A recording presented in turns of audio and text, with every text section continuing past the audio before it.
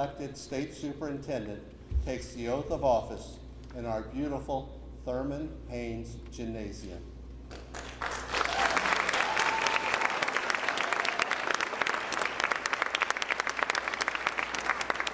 Along with our school and school district, are truly honored to host this event. Please join me in welcoming our many elected officials and state leaders who've chosen to join us here this morning, and also that great contingent of folks from Haynes-Edmond that are here too. Before we begin today's ceremony, I have some thoughts to share. First, Mo, I want you to know that twice in the last few months, I've had 2 Wednesday mornings that were very difficult to get up out of bed. Now today is one following last night's New Year's celebration, and the other in November after the national election results. But each time, you were the reason I did get up. You reminded us that we still have work to do, and thanks for the hope that you give to so many. Under your leadership, Haynes-Edmond opened as a school in 2010 for students with significant disabilities. We started with 89 students ranging in age from 3 to 22, and today we're pushing 150 with families moving to Guilford County so that their child can attend our school. For the second time, we're very proud to be recognized as a National School of Character, one of only 73 nationwide and the only one in the state of North Carolina this year. Mo,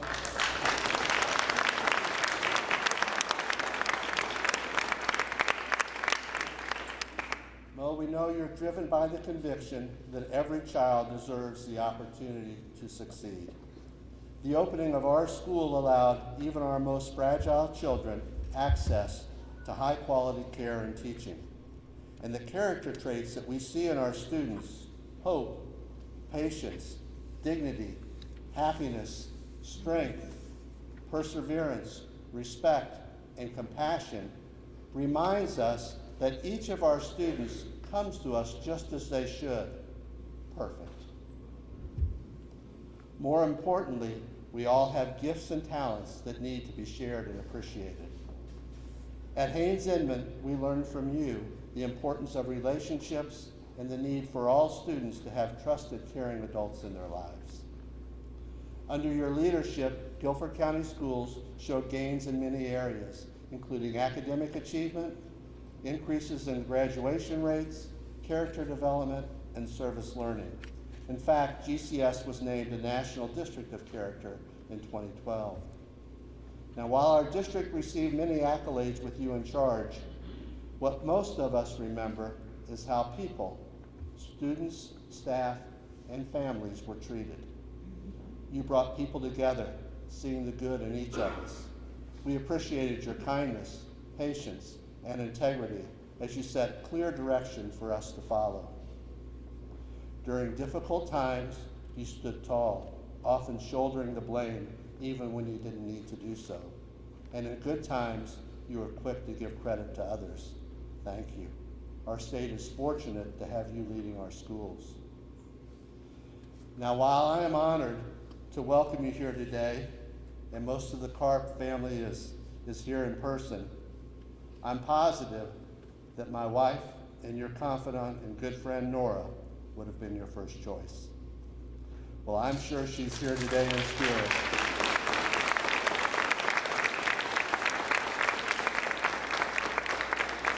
I'm sure she's here today in spirit and will stay with you. And I know she's very proud of you, just as the rest of us are. Welcome.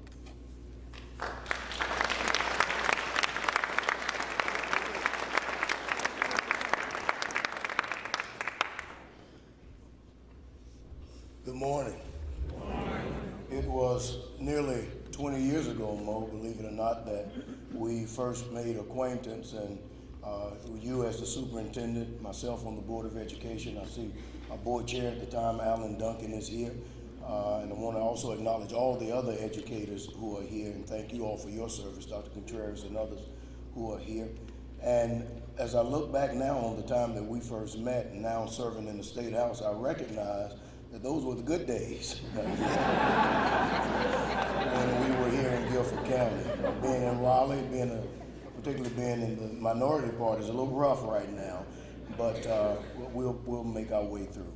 I cannot say how proud I am of you and how proud I am to know you and how much I look up to you as a person, as a leader, and certainly your accomplishments have earned you this place in the trust of the North Carolina voters and to lead our public education system.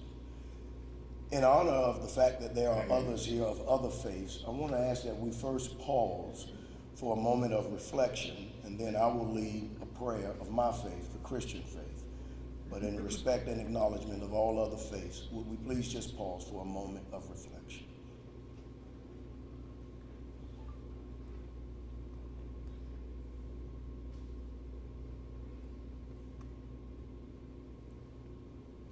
Thank you. Perfect God, our Father, Lord and Majesty of the universe, we gather here today for the inauguration of your servant, Maurice Green, into the most important office of Superintendent of Public Instruction of this great state. As we gather, we thank you and acknowledge your presence and submissively invite your divine intervention into our undertaking today. Lord, if our lives could be viewed as a building under construction, the greatest part, the most important part, would be the foundation that is laid through education. For it is education that allows us to build productive and successful lives as citizens of this world.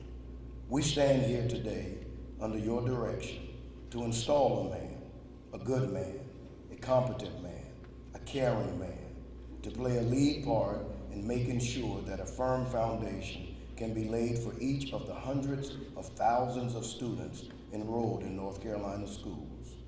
We ask you, great God, to bestow upon him gifts and attributes that will help him to successfully carry out this most important work. On this historic day, as he takes the helm of what our ancestors would call a big job, we pray your infinite wisdom and sustaining power upon Maurice Green. Grant him a heart of appreciation and a voice unashamed to say thank you to the men and women who give of themselves to make sure that children are educated, transported, fed, and nurtured in clean, safe, and healthy environments. Lord, give him an amplified voice that he may shout from the rooftops the successes and good things that are happening in schools in every county across this beautiful state, from Murphy to Manteo. Lord, block his ears and tunnel his vision, that he may not be dissuaded from doing the right things by the critics who criticize, not for constructive reasons, but simply because they can. Remind him, Lord, that when he does this work well, firm foundations will be laid and generations will be changed. For with this long-lasting work, Maurice Green will plant trees under whose shade he will never sit.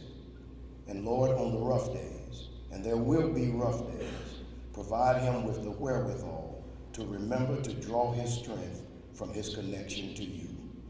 Bless his family, O Lord, as they lend him once again to public service. Grant them the understanding that they need as they too embark on this awesome and intimidating journey in support of their loved one. Strengthen the ties that bind them together and make their home a haven and sanctuary from the often poisonous politics of the times in which we live. Gracious God, as we stand today, we pray for all the public servants of this great state, that we may ever remember that you have chosen us to serve and not to be served. Thank you for the privilege of witnessing history today. Thank you for the beauty of today. Thank you for the place where we gather today. And thank you for being our great God. In Christ's name we pray. Amen.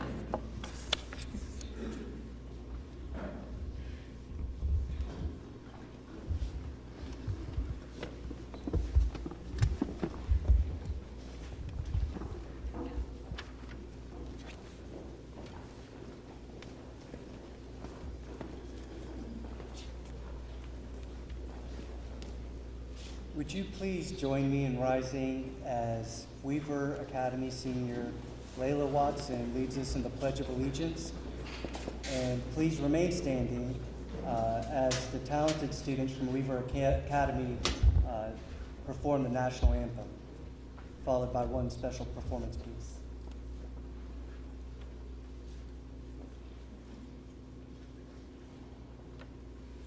Good morning, everyone. Please stand for Pledge of Allegiance as you are. I pledge allegiance to the flag of the United States of America and to the republic for which it stands, one nation, under God, indivisible, with liberty and justice for all. Thank you.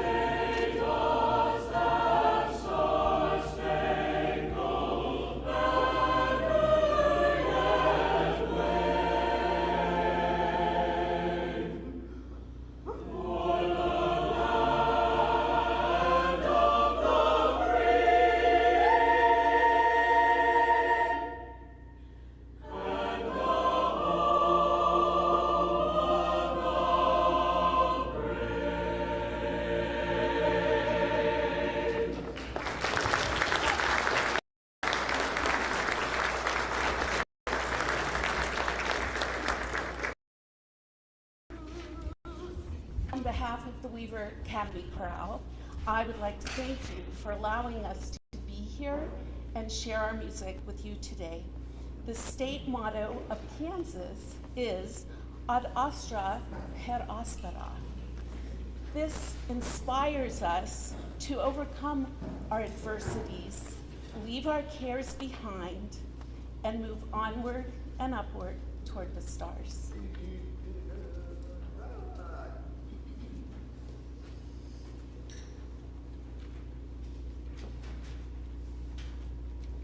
Ad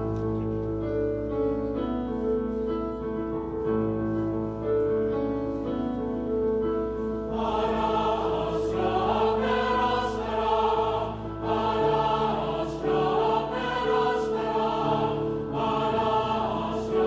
per aspera,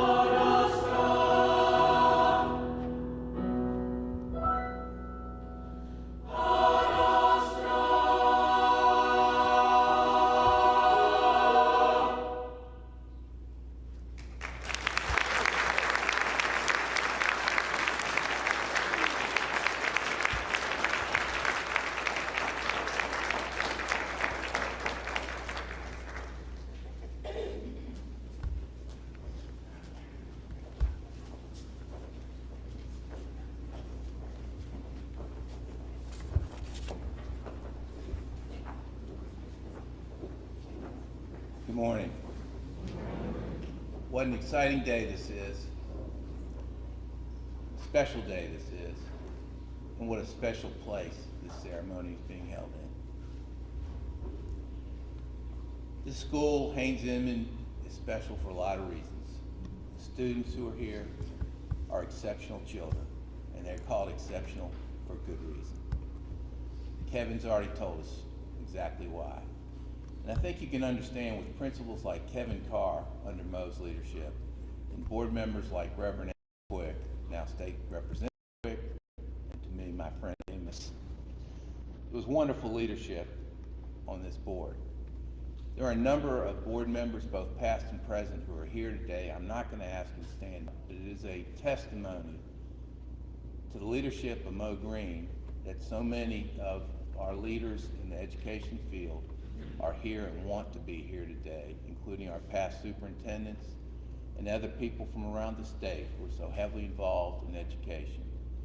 We are blessed to have each and every one of you here, and we are particularly grateful to all of you for all of the work that you have done on behalf of our children.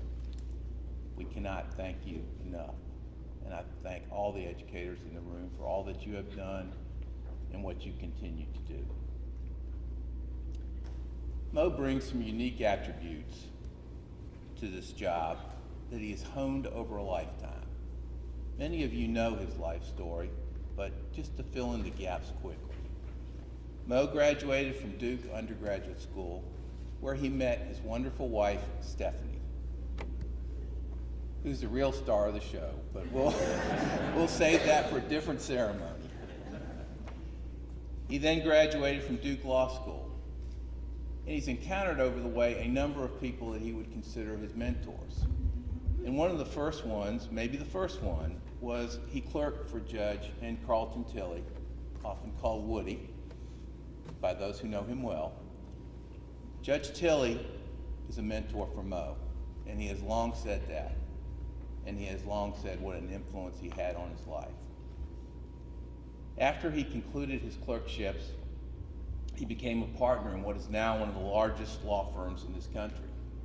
He excelled in law practice.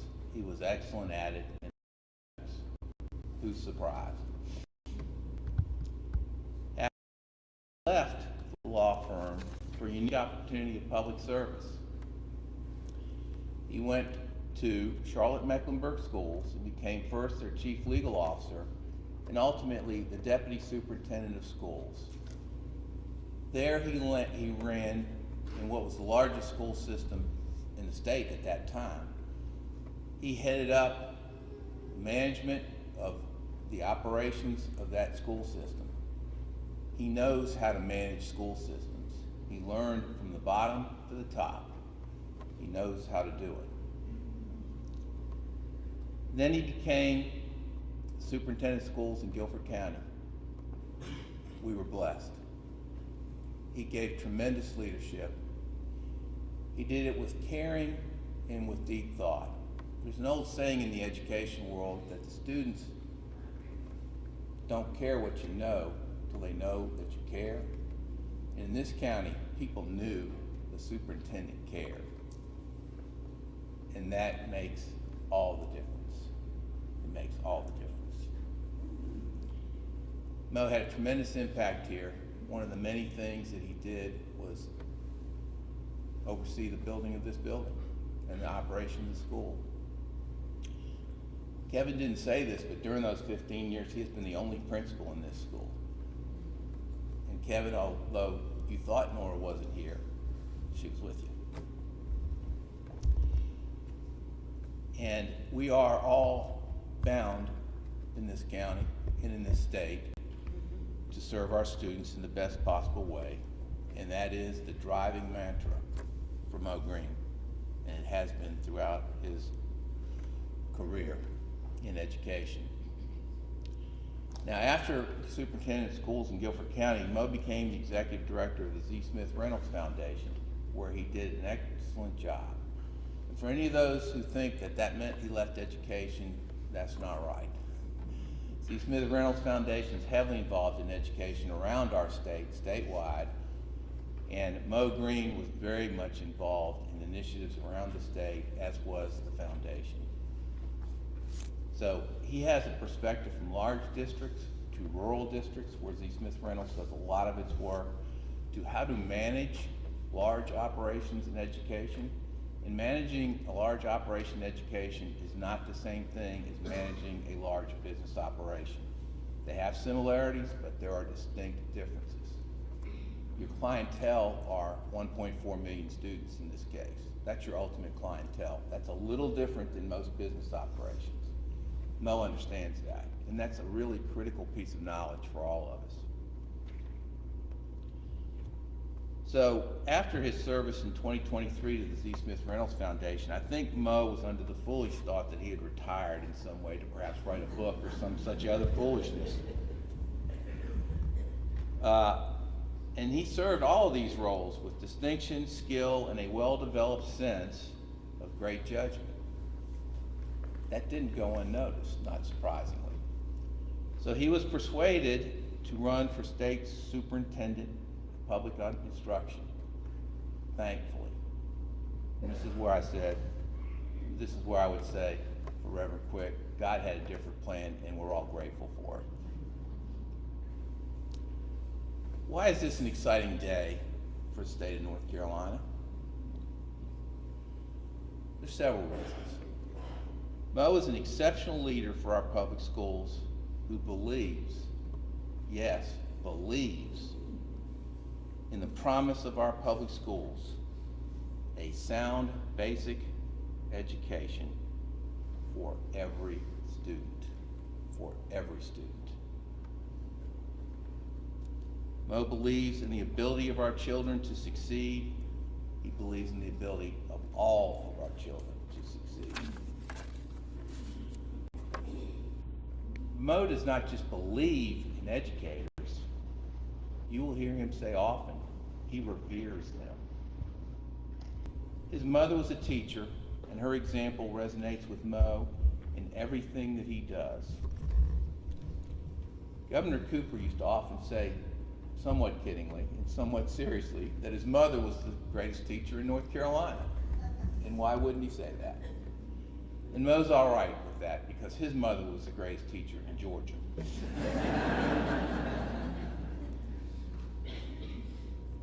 He will support our educators and our classified employees because they have the most important jobs in our state, the nurturing and education of our future. That is our children. Mo's background has allowed him to develop exceptional management and people skills, both internal to any organization in which he has been involved, and just as importantly, external to every organization in which he's been involved. And those skills will be very much needed in this new role, but we can all have comfort. Mo has those skills. The ability to manage the day-to-day administration of a large educational organization is extremely demanding and quite unique in the skill set required. Yet Mo brings the tools and the experience to do it and to do it well. Mo is a man of the highest character, integrity, and ethics. I cannot emphasize that enough. I do not know anyone with higher standards. Equal, but there are no one with higher standards. These are the very traits we thirst for in our public officials. It's what we want, and he brings them to us, and we are grateful for that moment. He listens carefully. He will strongly and determinedly advance the interests of our schools and advocate for them, but he'll do so in a professional manner and with respect for all that he deals with. And that respect component is important. In doing this, he will advance the interests of our children. Because at the end of the day, the only question one has to ask is, for any issue that has to do with schools and our children, is what is in the best interest of our children. not what is in the best interest of the adults in the room or the best interest of adults who may have an interest. It's what's in the best interest of our children. And Mo very much understands this. There's much I could say here, but we're really here to have Mo talk to us and speak with us. So I'm going to end on this point because I do think it's an important one. Many of us feel urgently that there's a moral obligation that we should all have to support our children in our schools. We all know to those who have the least, we owe the most. But do we live that life? Searchingly, do we live that life? Do we ask that question? And one of the ways we can ask that question is, how do we look at our budgets? A budget is a statement of priorities. We try to order those things that are the most important and put those in the proper order.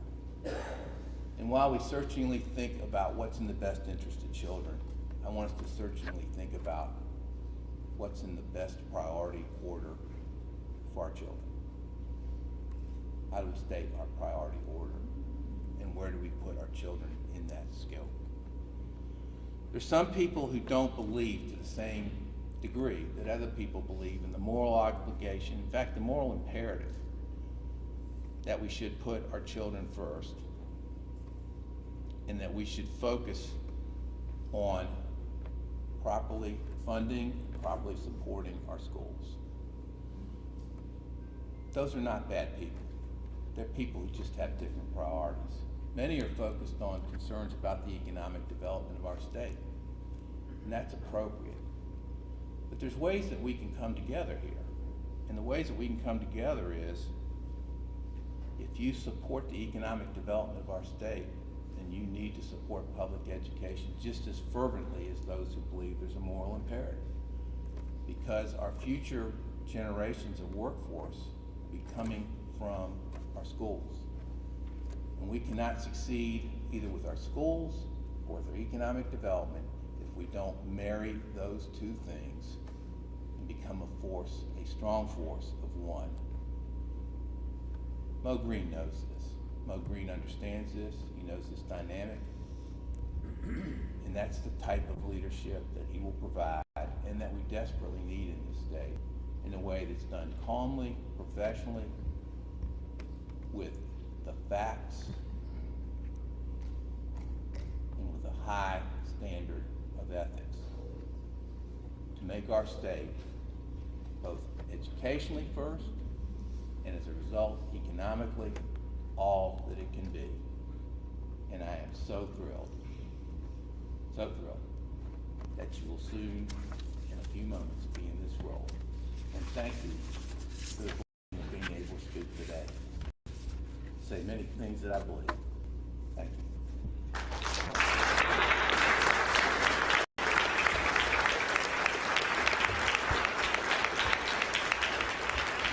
Good morning.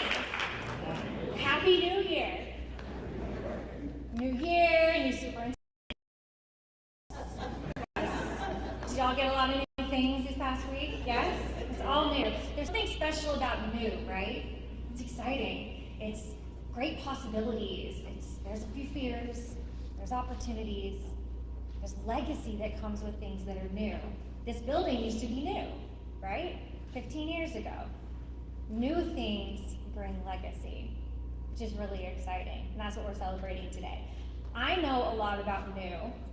I used to be the new kid all the time.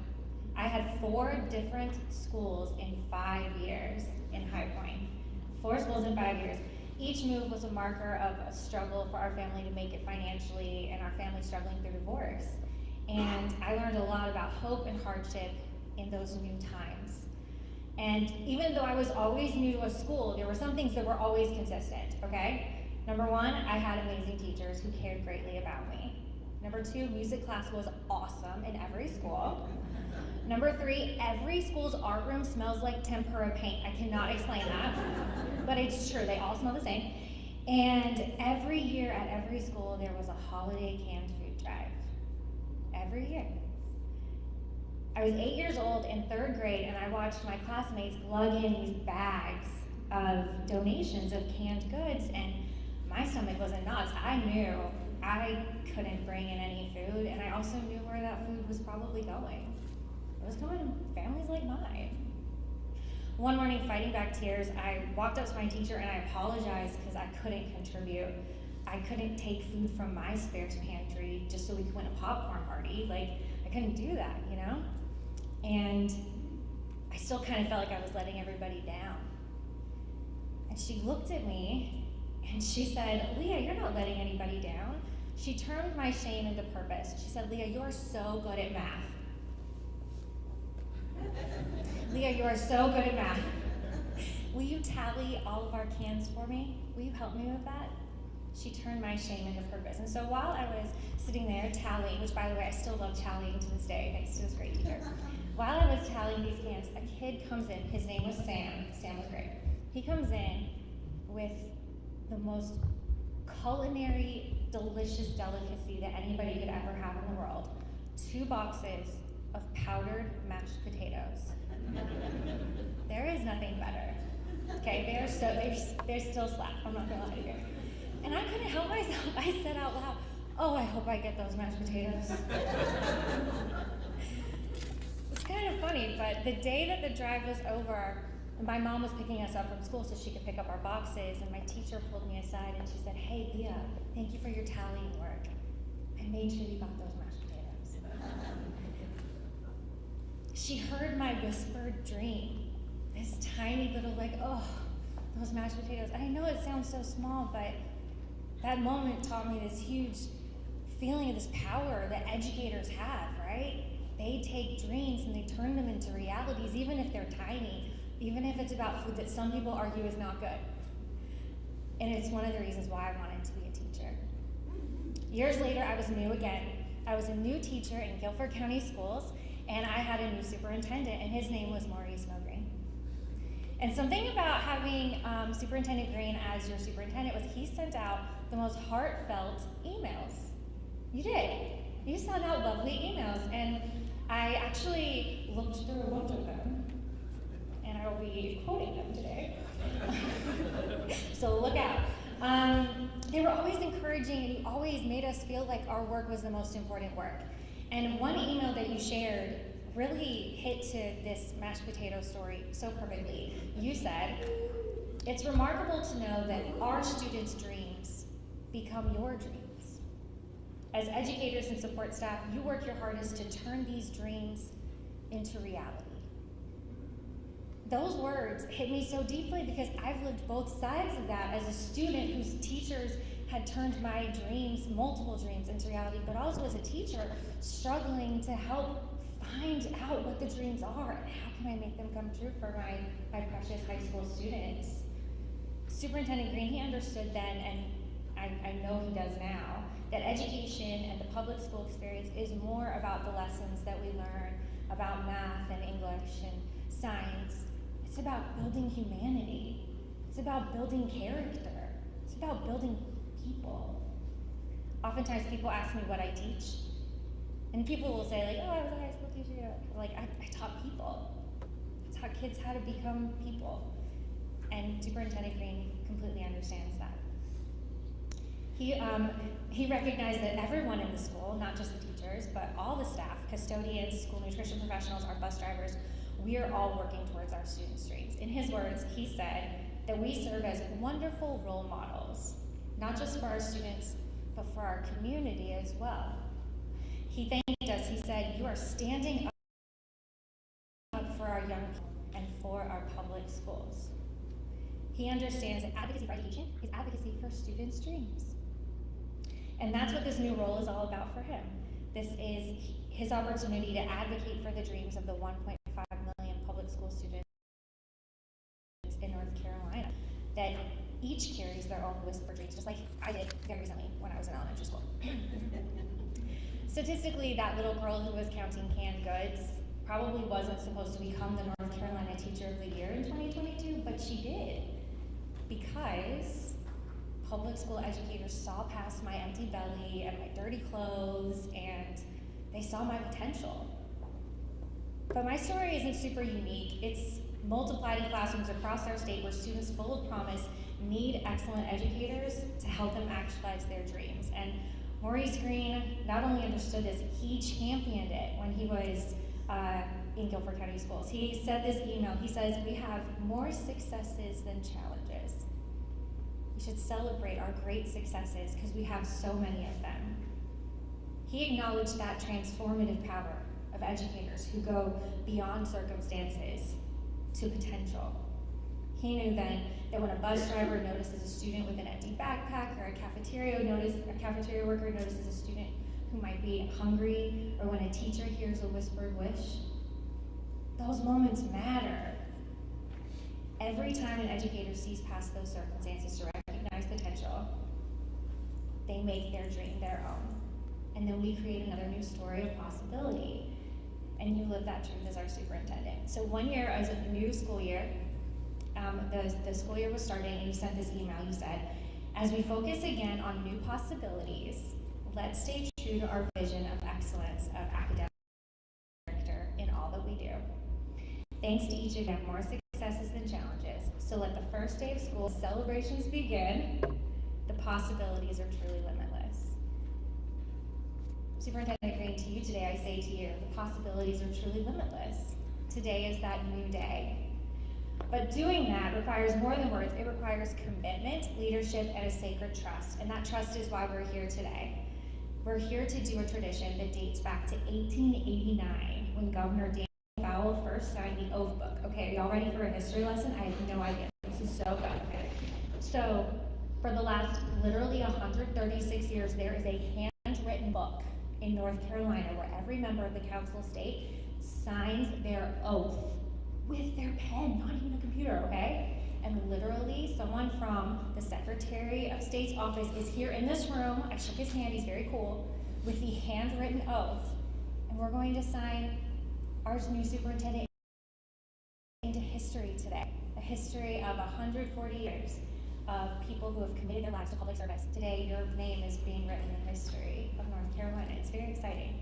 It's particularly meaningful, too, that this oath will be administered by Senior United States District Court's Judge, the Honorable N. Carlton Tilley, Jr.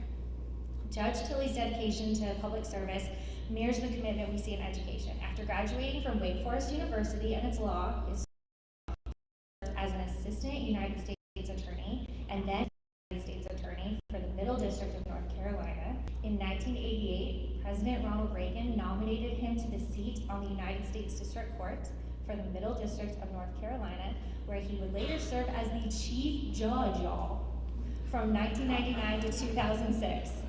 He assumed senior status on December 16, 2008. And the connection between Judge Tilley and Superintendent Green is deeper than that, because as Vice Chair Duncan stated, he was his clerk. Like, you worked for him. And you learned from his integrity and wisdom and dedication to public service. Today, these two paths of service, justice and education, converge together. And the Honorable Judge Tilley will administer 3 oaths. First, two are to uphold the Constitution of North Carolina and the United States, and then to execute the duties of this vital office to the best of his skill and ability. We have a new year. We have a new superintendent. Let this oath remind us that education, public education, is not just service, but a constitutional right and a sacred trust. And just like Superintendent Green said, by upholding this trust when he was our superintendent, he said, every student, every teacher, and every classroom deserves an equal opportunity for success. Today's oaths will seal that commitment and uphold that trust for every child in North Carolina, whether their dreams are screamed or spoken or unspoken. Today is the start of that. So now it is my honor to invite the Honorable Judge N. Carlton Tilley, Jr. to administer the oath of office to our new State Superintendent of Public Instruction, Maurice. Is that okay?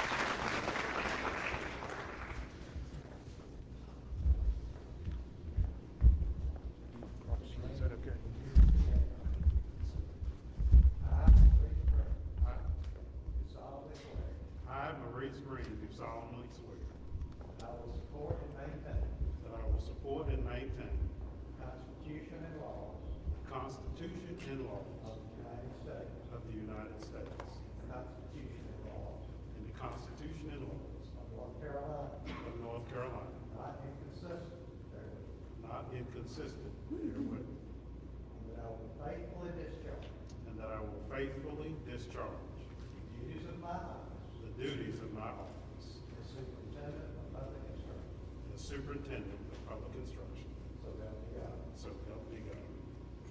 I, Maurice Green, solemnly and sincerely swear I, Maurice Green, do solemnly and sincerely swear that I will support the Constitution that I will support the of Constitution the United States, of the United States, that I will be faithful that I will be faithful and bear true allegiance and bear true allegiance to the state of North Carolina to the state of North Carolina and to the constitutional powers and to the constitutional powers and authorities and authorities which are which are or may be established or which may be established for the government thereof, for the government thereof, and that I will endeavor to support, and that I will endeavor to support, maintain, and defend maintain, and defend the Constitution of said state, the Constitution of said state, not inconsistent not inconsistent with the Constitution of the United States, with the Constitution of the United States, to the best of my knowledge and ability, to the best of my knowledge and ability.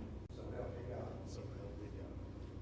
I, Maurice Green, I, Maurice Green, do swear do swear that I will well and truly that I will well and truly execute the duties of the office the duties of the office of Superintendent of Public Instruction of Superintendent of Public Instruction according to the best of my skill and ability, according to the best of my skill and ability, according to law, according to law.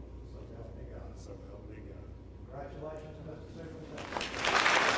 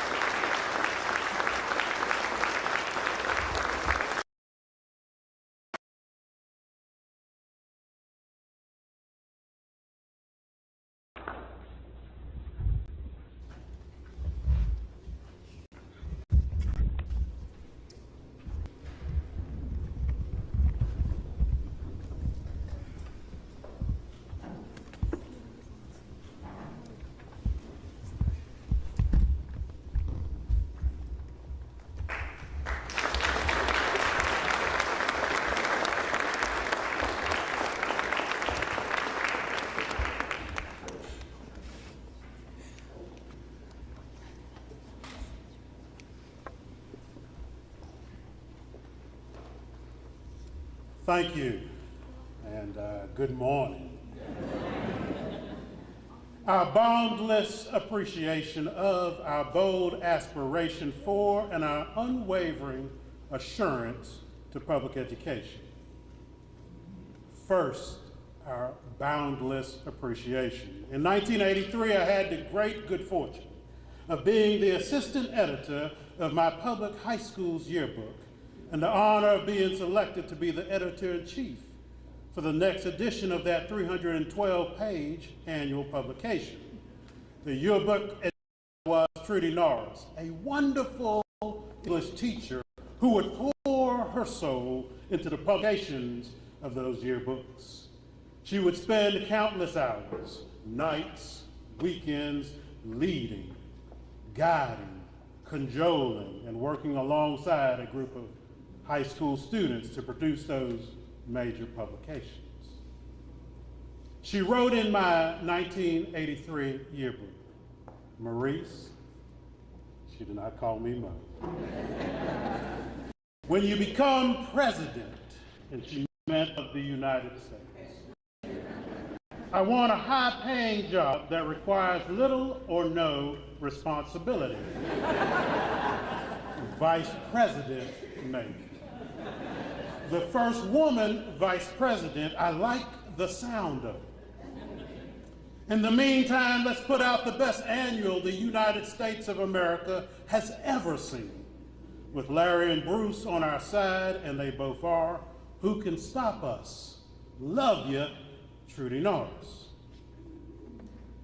I do not share what she wrote to put a spotlight on me, and whether we did indeed publish the best yearbook in the United States of America in 1984, or on the undeniable fact that I did not deliver on her becoming the first vice president. Rather, I share it as a simple yet magnificent example of the remarkable nature of what public school educators do for their students. For little compensation or recognition, they do three fundamental things. One, they give their students a grand vision of who they can become even when they have no idea of their potential. President of the United States. Two, they challenge them to do their best. Let's put out the best annual the country has ever seen. And three, they embrace them with the unconditional support and love as they teach them the skills and information to meet the challenge and realize the vision. Let's us, with others on our side, who can stop us, love you. At the very end of the 1984 publication, I had the chance to respond to what Ms. Norris wrote. As I wrote something entitled Editor's Note, spotlighting on the lady behind the show. I wrote, though this last page has been reserved as an editor's note page, I feel this book would not be complete without doing a feature on the woman who works behind the scenes of the yearbook. Each of you know her. She is none other than Trudy Norris, the advisor of the biggest operation on the school campus. The general school population knows her as always being energetic, very intelligent, and forever taking cigarette and coffee breaks. The annual staff that she has headed over the years knows her to be a demanding perfectionist, a grand organizer, and an extremely hard worker. In the past 3 years, I've grown to know her as an excellent teacher and fun-loving after deadlines are mailed. She is constantly concerned about making sure that my future blossoms into a success. And since this is her last publication, I, on behalf of the entire Southwest population, just want to say thank you, thanks, and well done. Love, Maurice Green. I share what I wrote 40 years ago as a testament to how I have always felt and continue to feel about Ms. Norris and about public school educators. So I stand before you this morning, thanks to the incredible campaign staff, volunteers, donors, and the voters, as North Carolina's Superintendent of Public Instruction.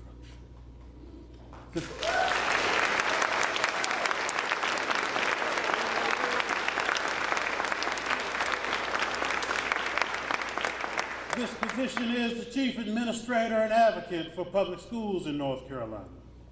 And so I feel compelled to use the platform that has been bestowed on me to say thanks to public school educators. I say thanks to Mrs. Norris and to the countless other educators, including my own cherished family members. Gwen Green, my late mother, who was a special education teacher in public schools in Georgia, the person to whom I dedicate my career in education, and the person who modeled the way I will be as State Superintendent of Public Instruction. Stephanie Green, my wonderful wife of 32 plus years, a former school psychologist in North Carolina public schools. Reggie Green, my incredible brother, a former public school and recently retired college math teacher in Georgia. And Eva Sue Bryan Brandon, my awesome mother-in-law, a retired public school teacher of more than 30 plus years in North Carolina. I also intend to use this platform to remind us that being a public school educator is a noble profession, one that must be revered. My appreciation for what public school educators have done, are currently doing, and will do is boundless. I thank you, I love you, I revere you. Will all current and former educators please stand for a round of applause?